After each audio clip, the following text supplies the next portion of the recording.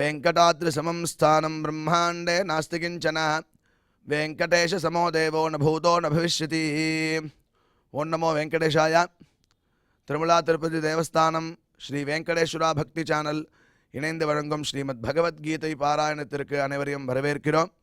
மூகம் கரோதி வாசாலம் அங்கும் லங்கயதே கிரிம் யத்கிருபாதமஹம் வந்தே பரமானந்த மாதவம்.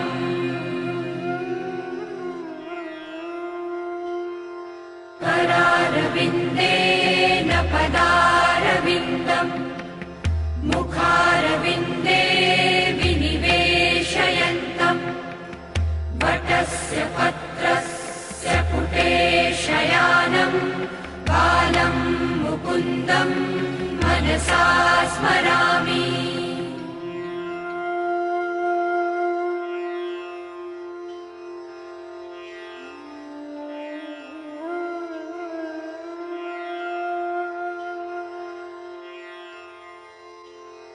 वसुदेवसुतं देवं कंसचाणूरमर्दनं देवकी परमानन्दं कृष्णं वन्दे जगद्गुरुम्. நம்மளுடைய சனாதன தர்மத்தில் பலவிதமான அநேக கிரந்தங்கள் உள்ளன. அதில் ரொம்ப முக்கியமான கிரந்தம் மகாபாரதம் என்று. அதில் 3 விதமான ரத்னங்கள் உள்ளன என்று சொல்லப்பட்டுள்ளது. சனத்சுஜாதீயம் முதலாவதான கிரந்தம், இரண்டாவதாக பகவத்கீதா, மூன்றாவதாக விஷ்ணு சஹஸ்ரநாமம் என்று 3 விதமான ரத்னங்கள் உள்ளன மகாபாரதத்தில் என்று சொல்லப்பட்டுள்ளது. அப்பேற்பட்ட பகவத்கீதையில் அவனுடைய மகாத்மியத்தை பற்றி பேசும்பொழுது மல நிர்மோச்சலம் பும்சாம் ஜலஸ்நானம் தினே தினே சகத்கீதாம்பசி ஸ்நானம் சம்சார மலநாசனம் என்று சொல்லப்பட்டுள்ளது. ஒவ்வொரு நாளும் நம்மளுடைய சரீரத்தை சுத்தம் செய்வதற்கு எவ்வாறு ஸ்நானம் செய்கிறோமோ அவ்வாறே அந்தராத்மாவாக உள்ள மனசை சுத்தம் செய்வதற்கு இங்கே கீதையை வச்சுட்டு ஸ்நானம் பண்ணணும் அப்படின்னு சாஸ்திரம் சொல்கிறது. அப்படி பண்ண முடியுமா அப்படின்னு கேட்கலாம். பொதுவாக அதுக்கு சாஸ்திரமே பதில் சொல்கிறது, மானசம் ஸ்நானம் விஷ்ணு சிந்தனம் அப்படின்னு சாஸ்திரம் அழகாக காட்டுறது. மனசுக்கு ஸ்நானம் என்னடா அப்படின்னா விஷ்ணு சிந்தனை, பகவானை பற்றி ஸ்மரித்தோன்னா மனசில் உள்ளதான அழுக்கெல்லாம் போயிடும் அப்படின்னு இங்கே அழகாக சொல்லப்பட்டுள்ளது. அதையே தொடர்ந்து பார்த்தோம்னா ஞான ஹிருதே தியான ஜலே ராகத்வேஷ மலாபஹே யஸ்நாதி மானசே தீர்த்தே சயாதி பரமாம் கதிம் அப்படின்னு கிரந்தத்தில் கிடைக்கிறது. ஞான ஹிருதே, ஞானம்ங்கிற ஒரு பெரிய ஹிருதத்தில் தியான ஜலம். அதில் என்னடா ஜலம் அப்படின்னா தியானம்ங்கிறது தான் ஜலமா. பகவானை பற்றி தியானம், அது ஒரு அழுக்க எடுக்கணுமோனோ, அது என்ன அழுக்க எடுக்க போகிறதுன்னா ராகத்வேஷ. ராகம்னா வேண்டியது, விருப்பு, துவேஷம்னா வெறுப்பு. விருப்பு வெறுப்பு அப்படிங்கிற வேண்டியது வேண்டாதது ரெண்டுமே இல்லாத ஒரு நிலையில் வரக்கூடியதான ஒரு நிலையை கொடுக்கறது அப்படிங்கிற ஒரு அழுக்க எடுக்கக்கூடியது ராகத்வேஷ மலாபஹே யஹா ஸ்நாதி மானசே தீர்ச்சே. அப்படியாகப்பட்ட இந்த தீர்த்தத்தில், மானசமான தீர்த்தத்தில் யார் ஸ்நானம் பண்ணுறானோ சஹா யாதி பரமாம் கதிம், அந்த மோட்ச சாதனத்தை அவன் அடைய முடியும் அப்படின்னு சாஸ்திரம் சொல்கிறது. அந்த வழியில் மானசம் ஸ்நானம் விஷ்ணு சிந்தனம் அப்படின்னு சொல்லியிருக்கு. விஷ்ணு சிந்தனையை ரொம்ப முக்கியமாக மனசுக்குண்டான ஸ்நானமாக சொல்லப்பட்டதுனால பகவானுடைய உபதேசங்களை இந்த இடத்துல கேட்கறதே நம்மளுக்கு மானசமான ஸ்நானம். அப்பேற்பட்ட ஸ்நானம் பண்ணுறதுக்கு பகவத் சிந்தனைக்கு முன்னாடி நாம் அனைவரும் குரு பிரார்த்தனை மற்றும் சங்கல்பத்தோட இந்த காரியத்தை நாம் துவங்கலாம்.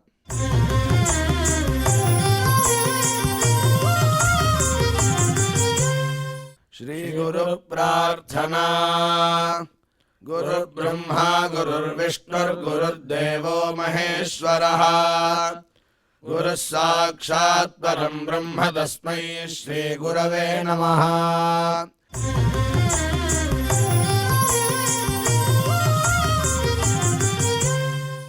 श्रीनिवास प्रार्थना।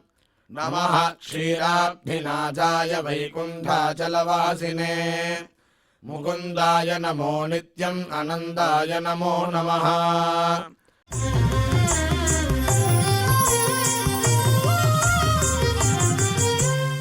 अथ श्रीमद्भगवद्गीता पारायण संकल्पः।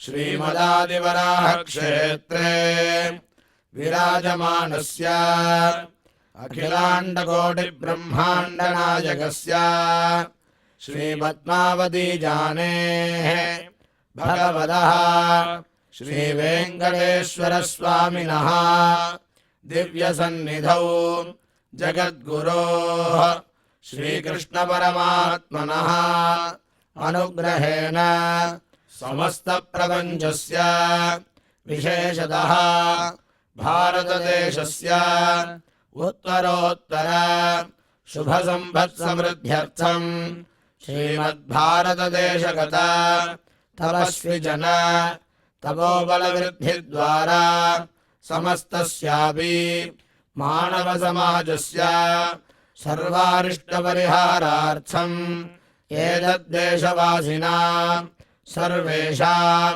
सज्जनानां योगक्षेमार्थं राष्ट्रविरोधिनां निबर्हणद्वारा जनानां चित्तशान्ति चित्तस्थैर्य सन्तोषादि अभिवृद्ध्यर्थम् एतद्देशवासिनां परस्परविद्वेष परस्परनिन्दा परस्परहिंसादीनां निवृद्ध्यर्थं परस्परसौमनस्य सिद्ध्यर्थं समस्तपापक्षयार्थं श्रीमन्नारायणप्रीत्यर्थं श्रीपरमेश्वरप्रीत्यर्थं श्रीमद्भगवद्गीतायाः अखण्डपारायणं करिष्यामहे।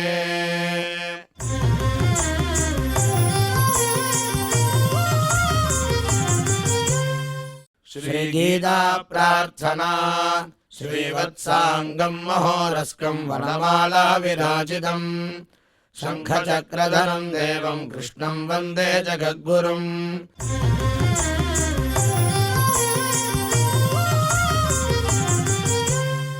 पार्थाय प्रतिबोधितां भगवता नारायणेन स्वयं व्यासेन ग्रथितां पुराणमुनिना मध्ये महाभारतम् अद्वैतामृतवर्षिणीं भगवतीम् अष्टादशाध्यायिनीम् अम्ब त्वामनुसन्ददामि भगवद्गीते भवद्वेषिणीम्।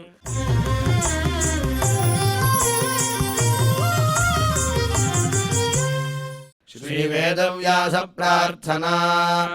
व्यासं वसिष्ठनप्तारं शक्तेः पौत्रमकल्मषम् पराशरात्मजं वन्दे सुखदातं तपोनिधिम्। यत्र योगेश्वरः कृष्णो यत्र पार्थो धनुर्धरः तत्र श्रीर्विजयो भूतिर्ध्रुवाणि धर्मधर्ममा।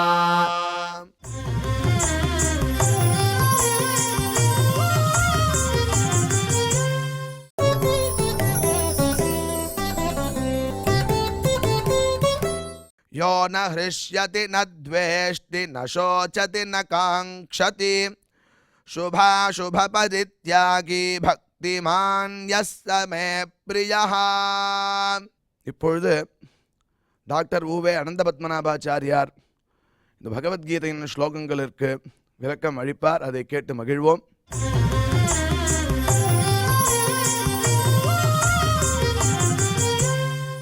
यो न हृष्यति न द्वेष्टि न शोचति न काङ्क्षति शुभाशुभपरित्यागी भक्तिमान् यस्य मे प्रियः।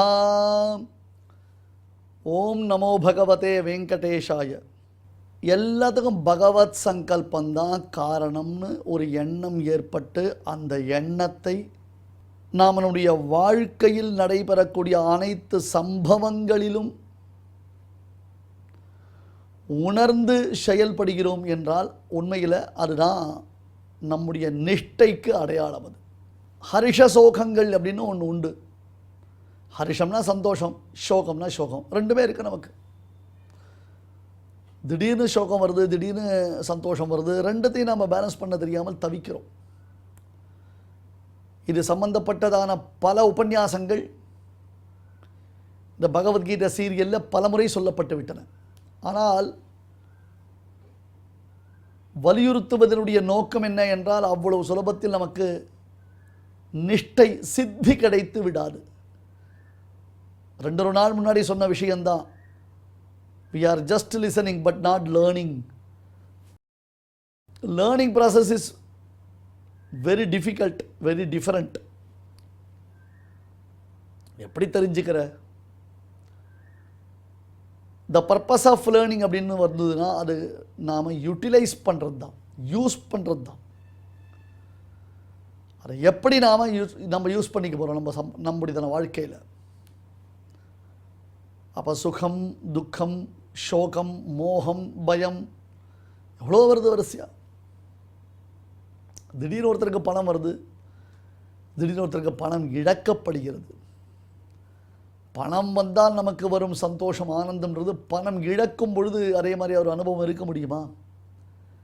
இன்ஃபேக்ட் ஒன்று யோசிக்கலாம் சுவாமி, பணம் வரும் பொழுது நமக்கு சந்தோஷம் எல்லை மீறாமல் கூட இருப்பதற்கு வாய்ப்புகள் உண்டு.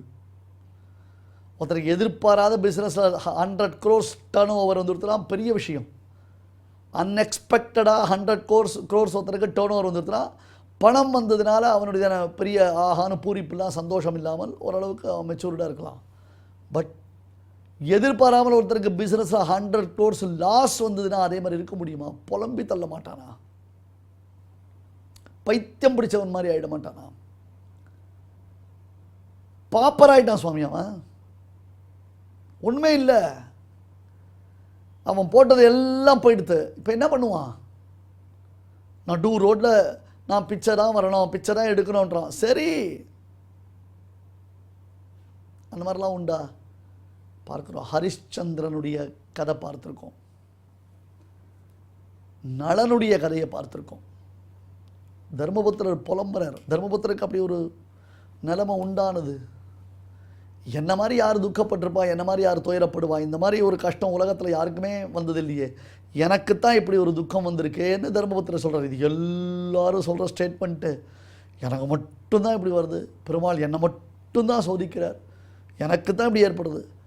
மற்றவர்கள் என்ன கஷ்டப்படுறா, மற்றவர்கள் என்ன லெவலில் இருக்கான்னு உனக்கு தெரியுமா? இல்லை அப்படியே தெரிஞ்சுட்டாலும் நீ உனக்கு அதை கம்பேர் பண்ணி பார்த்துட்டா உனக்கு ஆறுதல் வந்துருமா? இல்லை உனக்கு வந்திருக்கக்கூடிய அதே மாதிரி சோகம் அவர்களுக்கு வந்துடுது அப்படின்றதால் நீ ஆறுதல் அடைந்து விடுவாயா? இல்லை உனக்கு வந்திருக்கக்கூடிய சோகம் அவர்களுக்கு வந்திருப்பதனால உன்னுடைய சோகம் மறைந்து விடுமா? இந்த 4-5 நாளாக போட்டு வாட்டின்றீங்கல்ல எல்லாரையும். பட் இதெல்லாம் உங்கள் லைஃப் ஸ்கெட்சுக்கு ரொம்ப யூஸ்ஃபுல்லாக இருக்கும். மேக்ஸிமம் எவ்வளோ தடவை நம்ம திருப்பி திருப்பி திருப்பி திருப்பி திருப்பி இதை யோசிச்சுட்டே இருக்கோமோ அவ்வளோ நல்லது நமக்கு.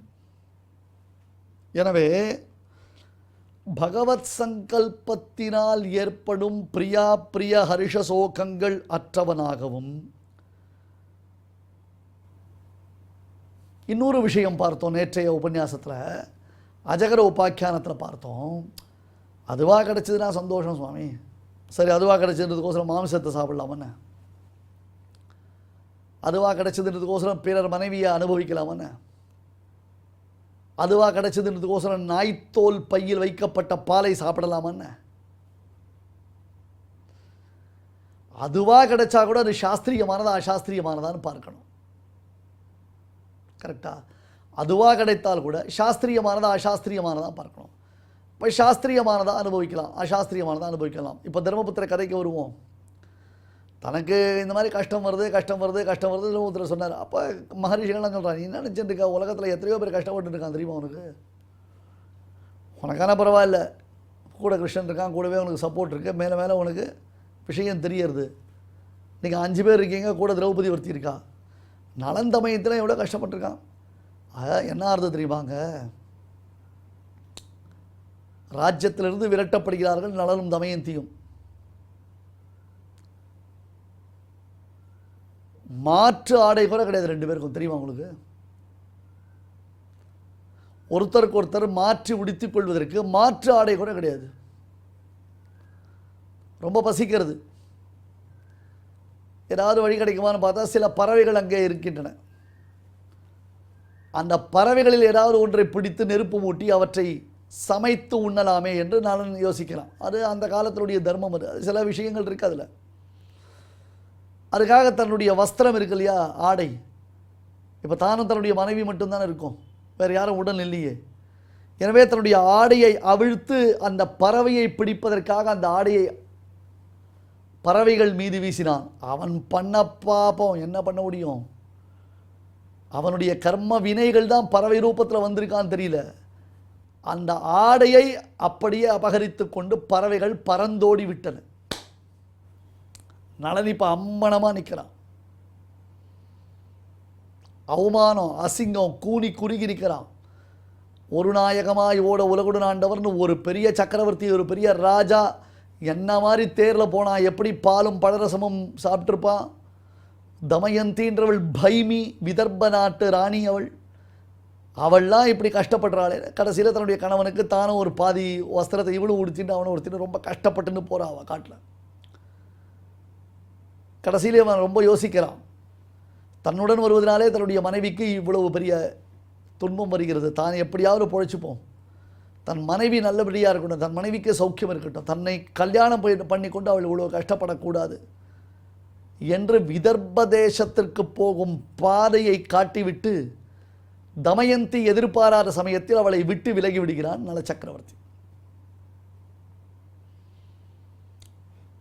அது பெரிய துக்கம். எவ்வளவு பெரிய கஷ்டம் அவனுக்கு, எவ்வளோ பெரிய கஷ்டம்.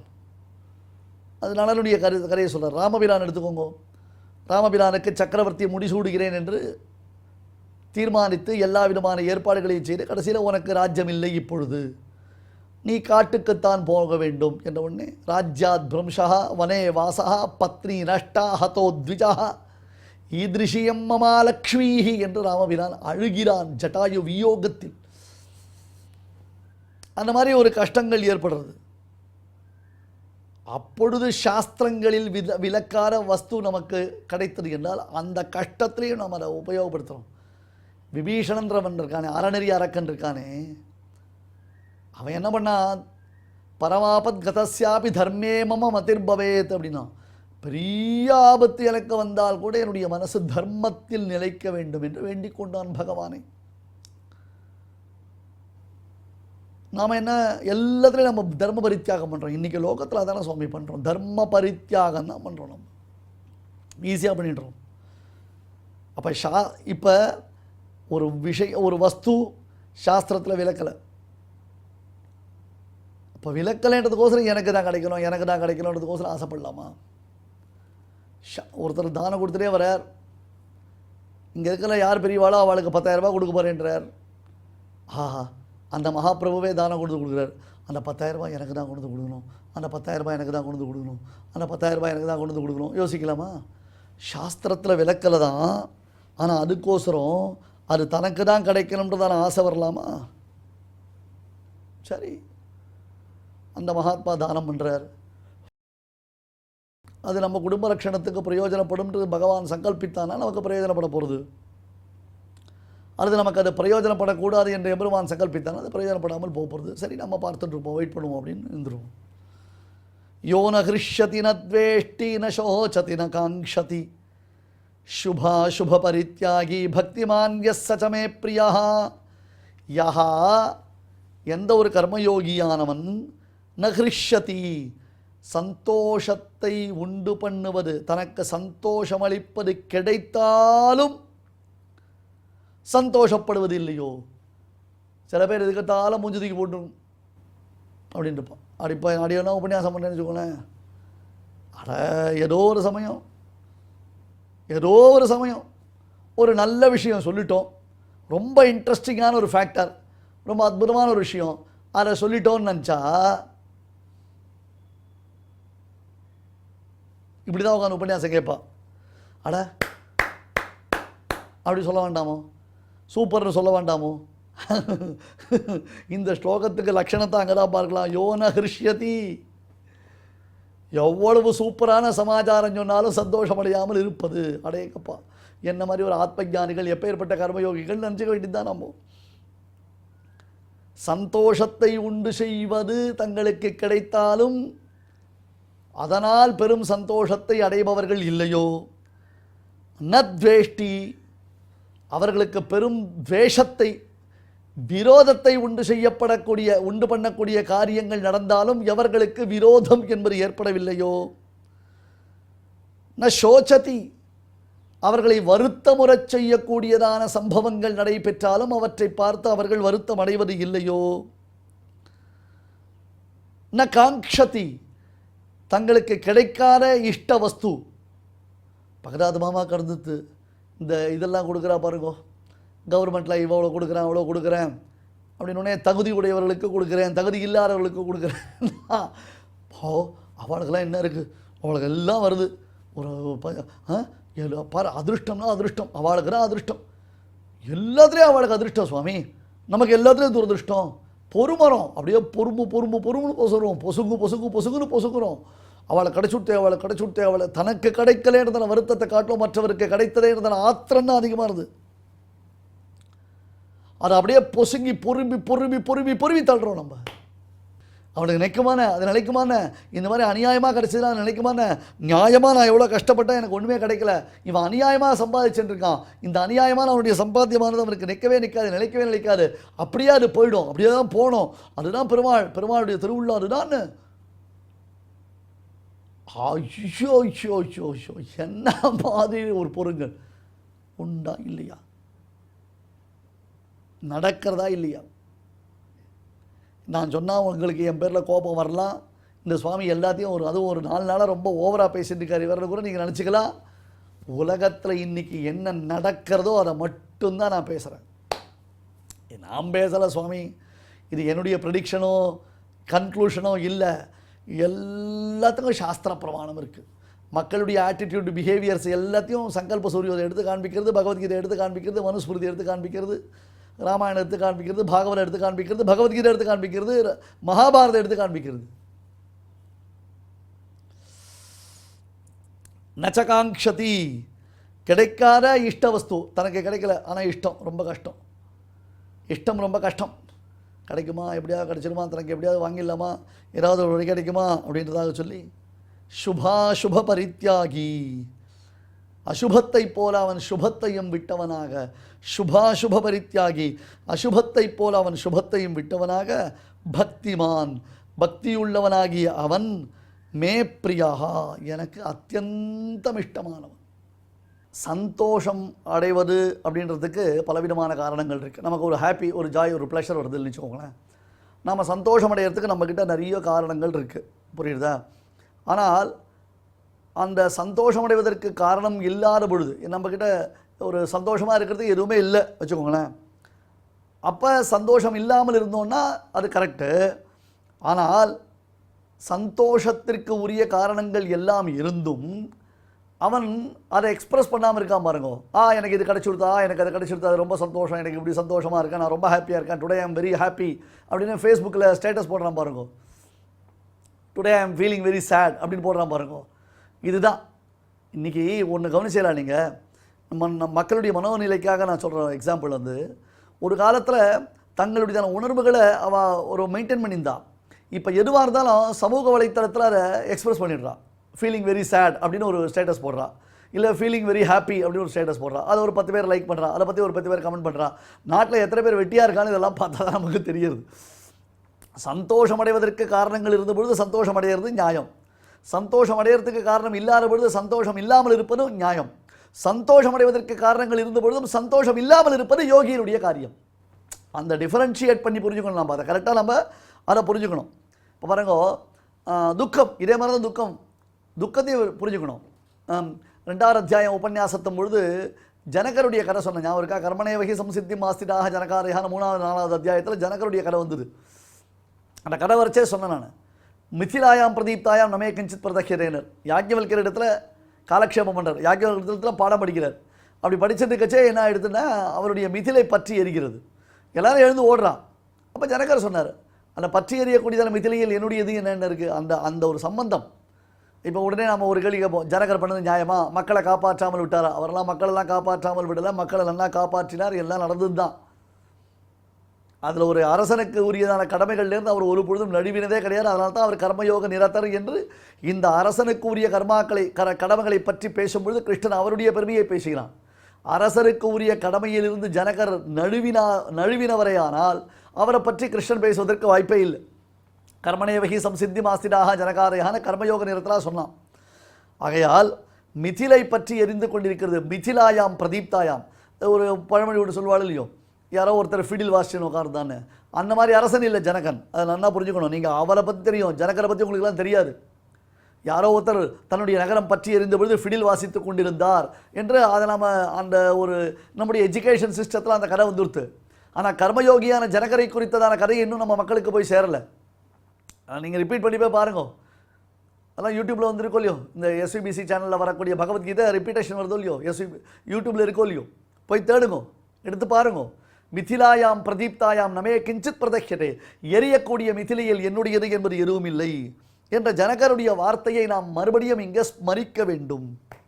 அடுத்தது சுபாசுப பரித்யாகி என்பதால் பாபம் போலே புண்ணியமும் நமக்கு பிரதிபந்தகம் என்பதை புரிந்து கொள்ள வேண்டும். பாபம் புண்ணியம் ரெண்டுமே தப்பு. கீழே பலமுறை நாம் இதை குறித்த ஆராய்ச்சிகளை செய்துவிட்டோம். அதனால் பாபம் என்பது இரும்பு விலங்கு, புண்ணியம் என்பது பொன் விலங்கு என்பதை புரிந்து கொள்ள வேண்டும். அப்போ நமக்கு எது ஒன்று அனிஷ்டத்தை அளிக்குமோ, விபரீத பலன்களை அளிக்குமோ, நரகாதி பெரும் துக்கங்களை நமக்கு அளிக்குமோ, மீண்டும் மீண்டும் பிறவியை அளிக்குமோ, அது பாபம். அதை சாஸ்திரத்தை கொண்டு நாம் அறிய வேண்டும். தஸ்மாத் சாஸ்திரம் பிரமாணம் தேன்னு இதை பண்ணலாமா பண்ணக்கூடாதா, சரியா தப்பா, பண்ணினா என்ன பிரயோஜனம், பண்ணலான்னா என்ன பிரயோஜனம்ன்றதை தெரிஞ்சுக்கணும். அதனால் சொர்க்காதிகள் இருக்கே, சொர்க்காதி சுகங்கள் நமக்கு ஏற்பட்டால் அதுவும் அனிஷ்டம்தான். ஏன்னா ஜீவனுக்கு சர்வாத்மனா ஒரு மோட்சம் ஏற்பட வேண்டும், ஜீவனுக்கு மோட்சம்ன்றதால் உயர்ந்த புருஷார்த்தம் கிடைக்க வேண்டும்னா அதுக்காக அவன் முயற்சிக்கிறதுன்னு முக்கியம். அதனுடைய சொர்க்கம் ஏன் இந்திர பதவி கிடைச்சாலும் சரி, பிரம்ம பதவி கிடைச்சா கூட அது அவனுக்கு அனிஷ்டம்தான் என்பதை நாம் புரிந்து கொள்ள வேண்டும். சுக்ருதம் துஷ்கிருதம் சர்வே பாப்மானஹா அதோ நிவர்த்தந்தே என்று வேதம் சொல்றது. சுக்ருதம் துஷ்கிருதம் சர்வே பாப்பானஹா. சுகிருத்தத்தையும் துஷ்கிருத்தத்தையும் இரண்டையும் பாபம் என்னும் சப்தத்தினாலே வேதம் சொல்வதை நாம் உணர வேண்டும். நமக்கு வேதம் தானே சுவாமி பிரமாணம், எல்லாவற்றை காட்டிலும் வேதம்ன்றது நமக்கு பரம பிரமாணம்னு பலமுறை பார்த்துட்டோம் இல்லையோ. அப்போ சுகிருத்தம் துஷ்கிருத்தம் சர்வே பாப்மானஹா அதோ நிவர்த்தந்தே. இது ரெண்டும் இவனை விட்டு விலகுகின்றது. இந்த 2 விதமான பாபங்களும் ஜீவனாகிய இவனை விட்டு விலகுகிறது என்று புண்ணியத்தையும் பாபம் என்று அங்கே சுட்டிக்காட்டப்பட்டிருப்பதை நாம் கவனத்தில் கொள்ள வேண்டும். ரொம்ப அழகான ஒரு தெளிவை பரமாத்மா இந்த ஸ்லோகத்தினாலே நமக்கு உண்டு பண்ணிக்கிறான். யோன ஹிருஷ்யதி. பகவத் சங்கல்பத்தினால் ஏற்படக்கூடிய பிரிய அப்பிரியங்களில் ஹர்ஷ சோகங்கள் அற்றவனாயும், ஹர்ஷம்னா சந்தோஷம், சோகம்னா சோகம், சாஸ்திரங்களில் விலக்காத பொருள் தனக்கு கிடைக்க வேண்டும் அப்படின்னு தன் ஆசையும் இருக்கக்கூடாது. அதாவது எனக்கு ஆசை இருக்குது, என்ன ஆசைனர், நான் பேராசைப்படலை, அசாஸ்திரியமான வஸ்துக்களுக்கு ஆசைப்படல, ஆனால் சாஸ்திரத்தில் விலக்காது எனக்கே கிடைக்கணும்னு ஆசைப்படக்கூடாது. அதுவும் தப்பு தான். அவற்றை பெறுவதற்கு முயற்சிகளை விட்டிருப்பவன் அப்பேற்பட்டதான கர்மயோகியும் எனக்கு இஷ்டமானவன். யோன கிருஷ்யதி ந துவேஷ்டி ந சோச்சதி ந காங்க்ஷதி சுபாசுப பரித்யாகி பக்திமான் யஸ் சமே பிரியாஹ. ஸ்ரீமதே பகவதே பாஷ்யகாராய நமஹ. இப்பொழுது அடியேன்னு சொல்கிறத எல்லாரும் திருப்பி சொல்லுங்க. यो न हृष्यति न द्वेष्टि यो न हृष्यति न द्वेष्टि न शोचति न काङ्क्षति न शोचति न काङ्क्षति शुभाशुभपरित्यागी शुभाशुभपरित्यागी भक्तिमान् यः स मे प्रियः. भक्तिमान् यः स मे प्रियः.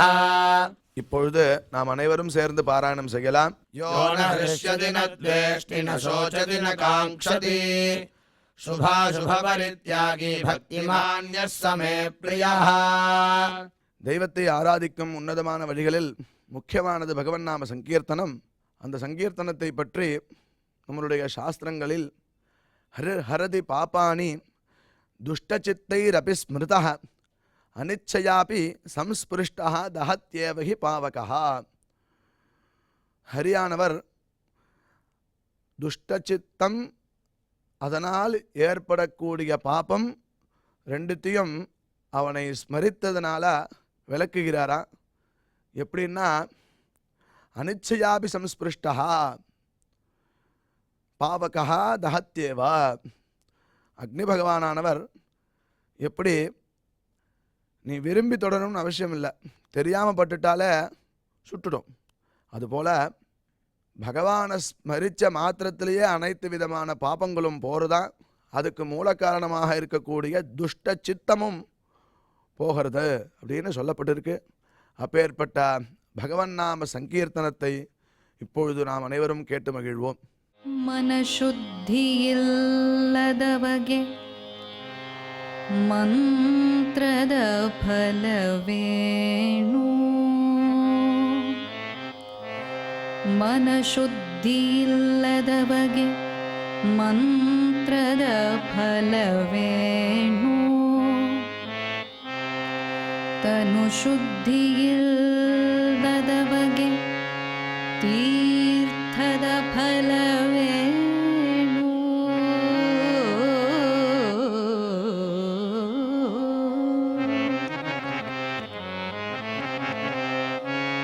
ತನು ಶುದ್ಧಿಯಿಲ್ಲದವಗೆ ತೀರ್ಥದ ಫಲವೇನು.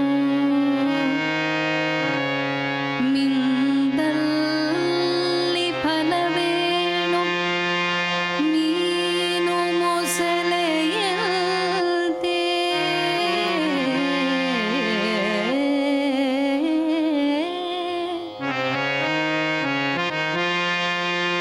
ಮಿಂದಲ್ಲಿ ಫಲವೇನು ಮೀನು ಮೊಸಳೆಯಂತೆ.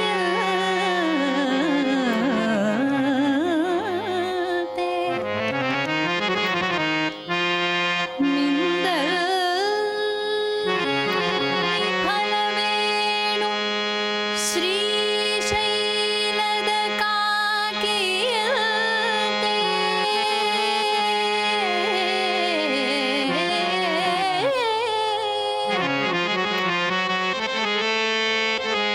ಹೊರಗೆ ಮಿಂದು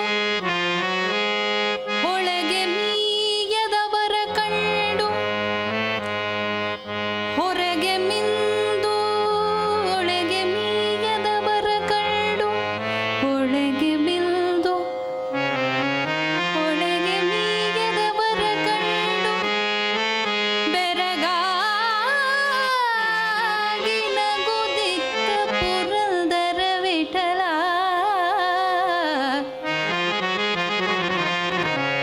ಹೊರಗೆ ಮಿಂದು ಒಳಗೆ ಮೀಯದವರ ಕಂಡು. ಬೆರಗಾಗಿ ನಗುದಿತ್ತ ಪುರಂದರ ವಿಠಲ. ವಿಠಲ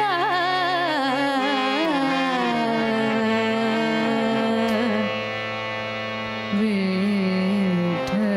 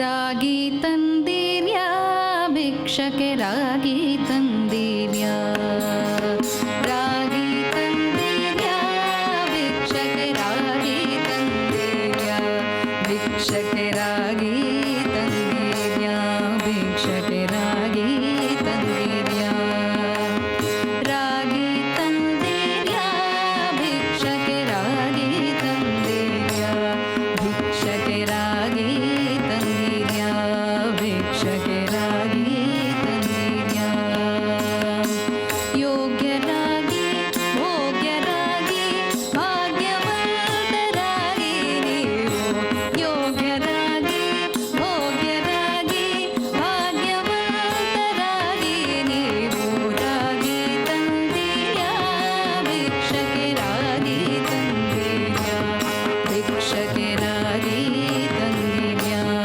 ಭಿಕ್ಷಕ್ಕೆ ರಾಗಿ ತಂದಿರ್ಯಾ ಅನ್ನದಾನವ ಮಾಡುವರಾಗಿ ಅನ್ನದಾನವ ಮಾಡುವರಾಗಿ ಅನ್ನ ಛತ್ರವ ಮಿಟ್ಟವರಾಗಿ ಅನ್ನದಾನವ ಮಾಡುವರಾಗಿ ಅನ್ನ ಛತ್ರವ ಮಿಟ್ಟವರಾಗಿ ಅನ್ಯವಾದಗಳ ಬಿಟ್ಟವರಾಗಿ ಅನ್ನದಾನವ ಮಾಡುವರಾಗಿ ಅನ್ನ ಛತ್ರವ ಮಿಟ್ಟವರಾಗಿ ಅನ್ಯವಾರ್ತೆಗಳ ಬಿಟ್ಟವರಾಗಿ ಅನ್ಯವಾರ್ತೆಗಳ ಬಿಟ್ಟವರಾಗಿ ಅನುದಿನ ಭಜನೆಯ ಮಾಡುವರಾಗಿ ರಾಗಿ ತಂದಿರ್ಯಾ ಭಿಕ್ಷಕ್ಕೆ ರಾಗಿ ತಂದಿರ್ಯಾ ಭಿಕ್ಷಕ್ಕೆ ರಾಗಿ ತಂದಿರ್ಯಾ ಭಿಕ್ಷಕ್ಕೆ ರಾಗಿ ತಂದಿರ್ಯಾ ಯೋಗ್ಯರಾಗಿ ಭೋಗ್ಯರಾಗಿ ಭಾಗ್ಯವಂತರಾಗಿ ನೀವು ಯೋಗ್ಯರಾಗಿ ಭೋಗ್ಯರಾಗಿ ಭಾಗ್ಯವಂತರಾಗಿ ನೀವು ರಾಗಿ ತಂದಿರ್ಯಾ ಭಿಕ್ಷಕ್ಕೆ ರಾಗಿ ತಂದಿರ್ಯಾ ಭಿಕ್ಷಕ್ಕೆ ರಾಗಿ ತಂದಿರ್ಯಾ ಭಿಕ್ಷಕ್ಕೆ ರಾಗಿ ತಂದಿರ್ಯಾ ಭಿಕ್ಷಕ್ಕೆ ರಾಗಿ ತಂದಿರ್ಯಾ ಭಿಕ್ಷಕ್ಕೆ ರಾಗಿ ತಂದಿರ್ಯಾ ಭಿಕ್ಷಕ್ಕೆ ರಾಗಿ ತಂದಿರ್ಯಾ ಭಿಕ್ಷಕ್ಕೆ ರಾಗಿ ತಂದಿರ್ಯಾ. இந்த நிகழ்ச்சியில் இதுவரை நாம் செய்த பாராயண ஸ்லோகங்களில் ஏதேனும் அக்ஷர தோஷம் ஏற்படுத்தியிருந்தால் அதை விளக்கும் பொருட்டு பகவானிடம் க்ஷமா பிரார்த்தனை செய்வோம்.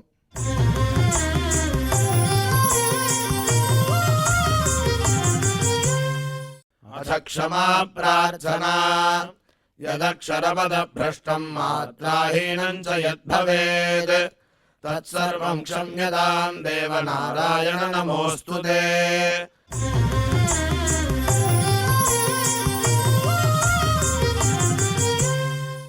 अथ भगवत्समर्पणम् कायेन वाचा मनसेन्द्रियैर्वा बुद्ध्यात्मना वा प्रकृते स्वभावात् करोमि यद्यत् सकलम् परस्मै नारायणायेति समर्पयामि।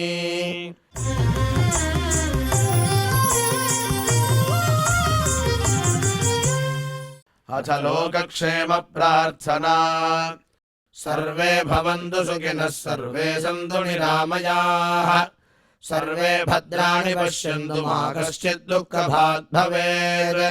சுவாமியினுடைய அருள் நாம் அனைவருக்கும் கிடைக்க வேண்டி மங்களாசாசனத்துடன் இன்றைய நிகழ்ச்சி நிறைவு பெறுகிறது.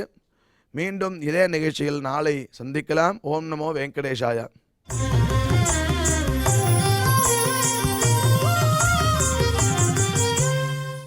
अथ मङ्गलम् श्रियः कान्ताय कल्याणनिधये निधयेऽर्थिनाम् श्रीवेङ्कटनिवासाय श्रीनिवासाय मङ्गलम्.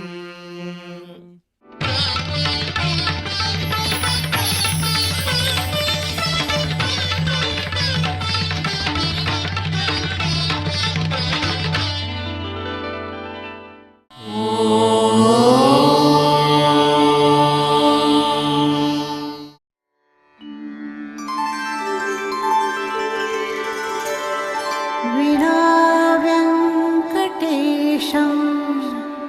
ननाथो ननाथः सदा वेङ्कटेशं स्मरामि स्मरामि हरे वेङ्कटेश प्रसीद प्रसीद प्रियं वेङ्कटेश प्रयच्छ प्रयच्छ